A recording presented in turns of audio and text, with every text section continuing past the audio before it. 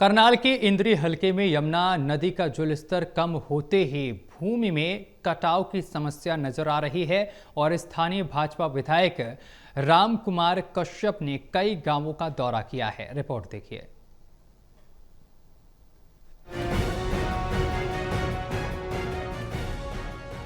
करनाल के इंद्री हलके में यमुना नदी का जल स्तर कम होने से लोगों ने राहत की सांस ली है, लेकिन यमुना नदी से सटे हुए खेतों में भूमि कटाव अब तेजी से होना शुरू हो गया है।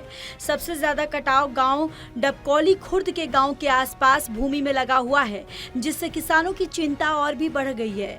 जब भी यमुना नदी का जल स्तर बढ़ता है और जब कम होता है तो भूमि कटाव होना शुरू हो जाता है। इंद्री के विधायक राम कुमार कश्यप किसानों के बीच पहुंचे, जहां पर तेजी से कटाव हो रहा था। उन्होंने किसानों से स्थिति का जायजा लिया। उन्होंने किसानों को आश्वासन दिया कि जल्द इस कटाव को रोकने के प्रबंध भी किए जाएंगे।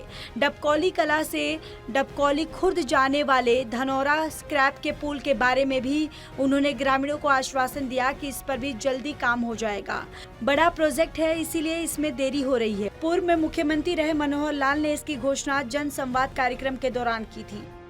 इस वर्ष जो है न केवल हमारे हरियाणा में, न केवल मेरे हलके में, न केवल जमुना के नजदीक जो गांव है उनकी सब जगह पानी का बरसात का बड़ा प्रकोप है। इतनी बरसात हो रही है जिससे काफी इससे नुकसान हो रहा है, खेतों फसलों का नुकसान इसमें होता नजर आ रहा है। और ये जमुना के जो किनारे जो मेरे 10-12 गांव लगते हैं, तो इसमें तो जैसे अभी इस गांव के जो है 85 के लगभग जो खेत थे जिसमें तिल वगैरह गन्ना भी हो सकता है, धान था, सारा वो कटाव में चला गया।